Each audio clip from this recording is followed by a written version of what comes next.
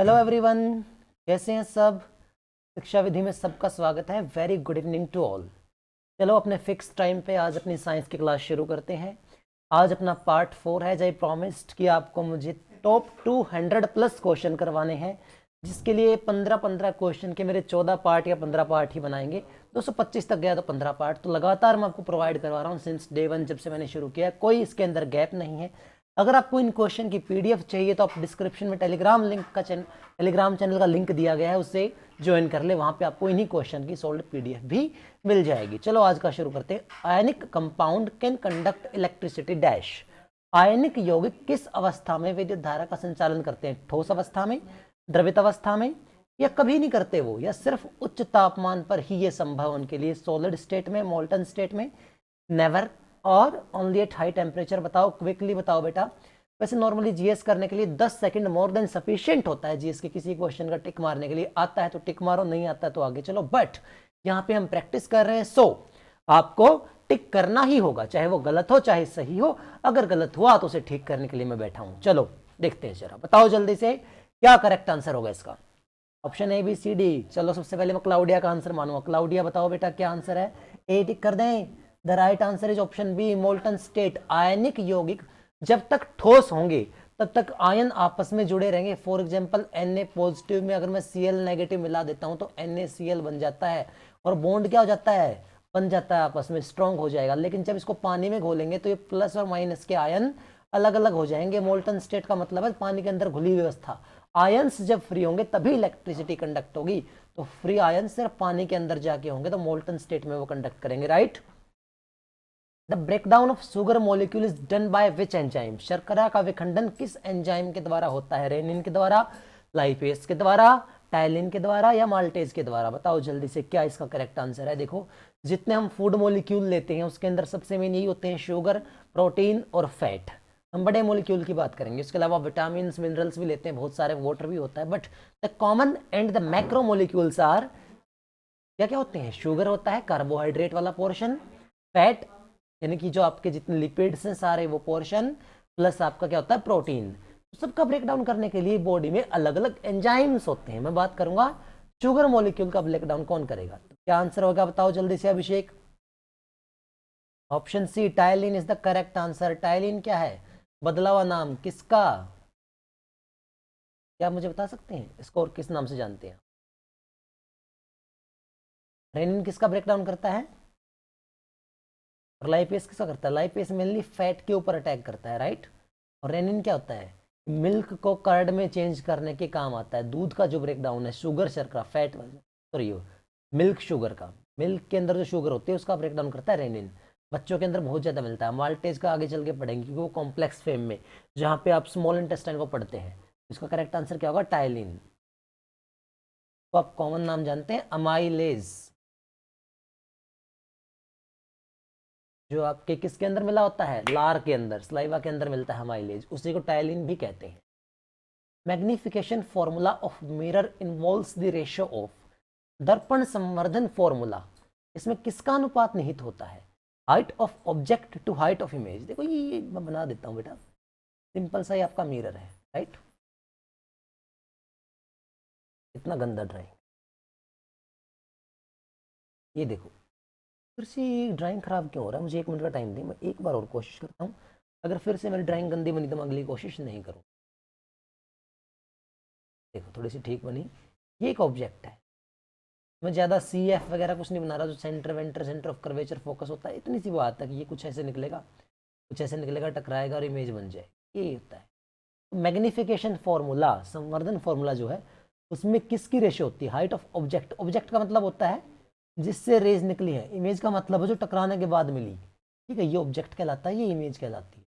तो height of object to image, या फिर इनकी डिस्टेंस का रेशियो होता है ऑब्जेक्ट टू इमेज, या फिर height of image to object और distance of image to object. बताओ क्या आंसर होगा। The correct answer is going to be option C, H dash upon H होता है, एच डैश अपॉन एच, इसी को मैग्निफिकेशन कहते हैं। पहले हम लेते हैं इमेज की हाइट, फिर हम लेते हैं ऑब्जेक्ट की height. Myopia can rise due to, myopia क्या होता है? निकट दृष्टि दोष, शॉर्ट साइटेडनेस, जहाँ पे आप नज़दीक का देख पाते हैं, दूर का नहीं देख पाते। निकट दृष्टि दोष, इसको सिंपल तरीके से याद रखना, जहाँ का दोष होता है वहीं का दिखाई देता है। अगर आप निकट दृष्टि दोष की बात करेंगे तो निकट का दिखाई देगा, दूर का दिखाई नहीं देगा। जो आपकी आँख इतनी बड़ी तो नहीं होती पर मान लेता हूँ, ठीक है, ये रेटिना है, यहाँ पे कन्वेक्स लेंस लगा है, रेज आई इसके अंदर, और वो रेज रेटिना के निकट आगे रुक गई तो इसको निकट दृष्टि दोष कहते हैं। तो भाई नज़दीक वाले तो पहुंच जाएंगी, दूर वाले निकट आगे रुक जाएंगी। निकट दृष्टि दोष में दूर का आप नहीं देख पाएंगे, ये कॉमन कंसेप्ट है। तो क्यों होता है, आप आजकल एक्सेसिव यूज करते हैं मोबाइल का, स्क्रीन को बहुत ज्यादा देखना, this could be a reason but not the genuine reason. चलो आगे देखते हैं। Less curvature of eye lens, आंख के लेंस की वक्रता का कम होना। वक्रता का मतलब क्या होता है, गोलाई, ये कर्वेचर है लेंस। जितना ज्यादा कर्वेचर होता है वो रेज को उतनी ज्यादा मोड़ता है, जितना कम कर्वेचर होता है वो उतनी कम मोड़ पाता है। तो अगर कर्वेचर कम होगा तो क्या होगा, कम मुड़ेंगी, यानी दूर से जो आएंगी वो एट ईच दूर तक पहुंच जाएंगी, मुड़ी नहीं। तो इसका मतलब करेक्ट आंसर ऑप्शन सी होने वाला है। अगर कर्वेचर ज्यादा हो जाए, लेंस ऐसे फ्लैट होने के बजाय लेंस ऐसे कर्व शेप में ज्यादा हो जाए, तो वो क्या करेगा, वो रेज को जल्दी मोड़ेगा, नजदीक वालियों को भी और दूर वालियों को भी। दूर वाली बहुत जल्दी मुड़ जाएंगी तो रेटिना तक नहीं पहुंच पाएंगी, रेटिना के निकट जाके रुक जाएंगी। तो मायोपिया किस लिए होता है, मोर कर्वेचर। जब आप ज्यादा पढ़ाई करते हैं, आप अंधेरे के अंदर ज्यादा देखते हैं, तो इस रीजन से आपका जो, या फिर क्लोज 25 सेंटीमीटर जो मिनिमम डिस्टेंस है, आप उससे कम दूरी पर बैठ के देखते हैं, तो उस रीजन से आपकी जो आंख है उसके लेंस की गोलाई बढ़ जाती है, क्योंकि उसको एक्सपेंड होने का टाइम नहीं मिलता। इन दैट सिनेरियो ये आपकी बीमारी बनती। ट्रीटमेंट के बारे में बात करेंगे लेकिन नहीं, क्योंकि आगे क्वेश्चन के अंदर वो आ जाएगा किसी न किसी सेट में। Which of the following metal has least value of electric resistivity, निम्नलिखित में से कौन सी धातु की विद्युत प्रतिरोधकता सबसे कम है, बताओ आप जल्दी। चलो केतन, मैं उम्मीद करता हूं आप इजीली आंसर दे देंगे इसका, क्योंकि बहुत टफ क्वेश्चन ये नहीं है। हालांकि केतन का नाम लिया, इसका मतलब क्लाउडिया, कोमल, अभिषेक और बाकी सब छुंगम छुट्टी पे नहीं जाएंगे। चंदन का भी हक बनता है कि वो भी आंसर करे, because it's not a tough question. Okay, बताओ जरा जल्दी से, किस धातु की विद्युत प्रतिरोधकता सबसे कम है, आयरन की, मरकरी की, कॉपर की या सिल्वर की। हिंदी नाम लिखे हुए हैं, मुझे बोलने पर मजबूर मत करना, बताओ जल्दी से क्या आंसर होगा। And the correct answer is going to be option D, silver. इसका उल्टा मतलब क्या होता है, which has least electric resistivity, मतलब जो, तो ये भी तो कह सकते हैं ना, जो विद्युत का सबसे अच्छा चालक है, जो बेस्ट कंडक्टर ऑफ हीट है या बेस्ट कंडक्टर ऑफ इलेक्ट्रिसिटी, वो कौन होता है, वो सिल्वर होता है। The central nervous system of human is made up of, इंसानी शरीर का केंद्रीय तंत्रिका तंत्र किससे मिलकर बना होता है। अब आप ये मत कहना कि सर इसका आंसर तो हम करेंगे, हम तो इंसान है ना, है ना, तुम्हारे पास तो इंसान वाला दिमाग ही नहीं है, तुम कहोगे सर हमें क्या पता इसका आंसर क्या होगा। ऐसा नहीं करना है, अपने आप को इंसान मानो ना मानो, मुझे इंसान मान के इसका आंसर कर दो, क्या आंसर आएगा। इंसानी शरीर का केंद्रीय तंत्रिका तंत्र किससे मिलकर चलता है, ब्रेन से। Option is going to be the correct answer. Main coordinating system of the body brain ही तो होता है, या फिर स्पाइनल कॉर्ड, मेरुरज्जु, ये तो सिग्नल भेजने का काम करता है। नर्व्स, ओहो, सेंट्रल नर्वस सिस्टम की बात हो और नर्व्स का जिक्र ना आए, ऐसा हो सकता है कभी। The correct answer is option D. इससे मिलकर बनता है ब्रेन प्लस स्पाइनल कॉर्ड, ये दोनों मिलके बनाते हैं सेंट्रल कोऑर्डिनेटिंग सिस्टम, और जो मैसेजिंग है दोनों मिल जाएं तो केंद्रीय तंत्रिका तंत्र बनता है भाई। Modern periodic table was designed by, आधुनिक आवर्त सारणी के जन्मदाता कौन है, बताओ कौन है, कौन है, कौन है, कौन है। मेंडलीव, हेनरी मोजले, नील बोर और न्यूलैंड्स। ये सारे के सारे नाम जो इस ऑप्शन के अंदर लिखे हुए हैं, सब पे आपको एक क्वेश्चन पक्का दिखाई देगा, ये मेरी गारंटी है। और अलग अलग सेट में मैं दिखाऊंगा, फिर टीसीएस आपसे यही क्वेश्चन पूछेगा, फिर आप कहेंगे सर आपने कहा तो था। वही 15 सेट बस, और कुछ नहीं मिलेगा। 15 सेट साइंस के, ये कर जाओ। सारे क्वेश्चन आपके टीसीएस पैटर्न के इसमें मैं कवर कराऊंगा, एनसीईआरटी पैटर्न है सारे। तो मॉडर्न पीरियोडिक टेबल किसने डिजाइन की थी, मतलब देखो ऐसा क्या है कि जन्मदाता कौन है, क्योंकि पीरियोडिक टेबल के ऊपर बहुत लंबे टाइम तक काम हुआ था, अलग अलग साइंटिस्ट आए, but the actual idea, that final concept जिसने कहा और वो एक्यूरेटली पूरा मिल गया, उसके ऊपर काम कर दिया जिसने, वो जन्मदाता कहलाया। तो वो कौन थे, ऑप्शन बी, हेनरी मोजले। हालांकि मेंडलीव का जो वर्क था, नो डाउट असली शुरुआत उसी ने करवाई थी, बट एटॉमिक मास और एटॉमिक नंबर जहां डिफरेंशिएट करना था वहां गड़बड़ हो गई थी। नया कंसेप्ट एटॉमिक नंबर के हिसाब से आया, हिसाब से, एटॉमिक नंबर, परमाणु द्रव्यमान नहीं, परमाणु संख्या के हिसाब से, और फिर वो एक्यूरेटली सारे एलिमेंट सेट हुए। इसके बारे में बात करेंगे केमिस्ट्री के किसी लेक्चर में। Lymph is made up of, लसिका का निर्माण किससे होता है? ब्लड प्लाज्मा और प्रोटीन से, या प्लाज्मा और सेल से, या protein plus plasma plus cell से, या सिर्फ WBC होती है लसिका के निर्माण? बताओ बेटा, इसका करेक्ट आंसर क्या होने वाला है? लिम्फ किससे मिलकर बना है? बताओ। लिम्फ देखो मैं आपको समझाता हूं थोड़ा सा क्या होता है। जो आपकी नॉर्मली कैपिलरीज होती है ना, हमने बात की थी, आपको याद होगा वेन्स की। हमने जिन बच्चों ने ऑफलाइन पढ़ा है उनकी बात करूंगा, बाकी ये नॉर्मली पढ़ रखा होगा। एक तो वेन्स होते हैं, ठीक है, एक आर्टरीज होती हैं। आर्टरीज और वेन्स का जो कनेक्शन में काम करती है वो कैपिलरीज होती है, राइट। शिराएं हैं, धमनियां हैं, इनको जोड़ने का काम केशिकाएं करेंगी। इन कैपिलरीज में जो छोटे छोटे छोटे छोटे छोटे छोटे छिद्र होते हैं, तो जब ब्लड पास हो रहा होता है कनेक्शन के लिए, तो इनमें कुछ रिसाव हो जाता है। रिसाव होता है 3 चीजों का, कुछ एक ब्लड सेल्स का, थोड़ा बहुत हिस्सा प्लाज्मा का रिसाव होता है, और कुछ प्रोटीन ब्लड में से निकल जाता है। और यही तीनों चीजें मिलकर इसका निर्माण करती है लिम्फ का। वही चीज क्या कहलाती है? लिम्फ। ये भी एक लिक्विड है प्लाज्मा की तरह, बस डिफरेंस क्या है? प्लाज्मा और सेल्स तो है ही प्रोटीन के अमाउंट लसिका में, यानी कि लिम्फ में कम होती है, जबकि प्लाज्मा में ज्यादा होती है कंपैरिजन किया जाए तो। चलो, which of the following is used in tincture iodine? Tincture iodine में किसका इस्तेमाल किया जाता है, ये आपको बताना है। टिंक्चर आयोडीन में किसका इस्तेमाल किया जाता है? मिथेनॉल का, या इथेनॉल का, या सल्फ्यूरिक एसिड का, या नाइट्रिक एसिड का? Not a tough question, is just a question based on the use. बताओ किसका इस्तेमाल करेंगे टिंक्चर ऑफ आयोडीन? बहुत कॉमन क्वेश्चन है, बहुत कॉमन क्वेश्चन है। आप एट ईज इसका आंसर कर सकते हैं, बहुत आसानी से आप इसे सोल्व करके बता सकते हैं। बताइए जल्दी से क्या इसका करेक्ट आंसर होगा? The correct answer is going to be tick tick 1 2 3 4 5। अरे कमेंट कर देना चाहिए था।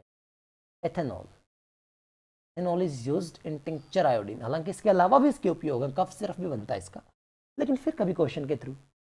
Magnesium ribbon Burns with dash flame. जब मैग्नीशियम रिबन का दहन हुआ, किसी का दहन होने का मतलब अपने ऑक्सीजन की प्रेजेंस में आप उसे लेके आए, जला रहे हो, कंबशन कर रहे हो इसका, तो दहन होगा मतलब आग जलेगी। आग जलेगी तो ज्वाला का एक रंग होगा। हमने पढ़ा है कि कभी कभार लैक ऑफ ऑक्सीजन होती है, कभी कभार मोर ऑक्सीजन प्रेजेंट होती है, अब्सेंस ऑफ ऑक्सीजन होती है, और हर केस में जो ज्वाला होती है उसका रंग बदलता है। ऐसा नहीं कि हमेशा आगे एक ही रंग की होगी, अलग अलग कलर, कभी कभार येलो दिखाई पड़ती है, कभी कभार ब्लू दिखाई पड़ती है, कभी कभार रेडिश दिखाई पड़ती है, कभी कभार व्हाइट दिखाई पड़ती है। तो बताओ जो मैग्नीशियम रिबन है वो किस कलर का होगा? तो correct answer is going to be, Claudia क्या आंसर होगा बेटा? ऑप्शन डी, व्हाइट फ्लेम होती है बच्चे। और ये सारी PDF पाने के लिए टेलीग्राम चैनल को जरूर ज्वाइन करें और अपने फ्रेंड्स से भी शेयर करें। Breakdown of glucose take place in which part of human body? मानव शरीर के कौन से हिस्से में ग्लूकोज का विखंडन होता है?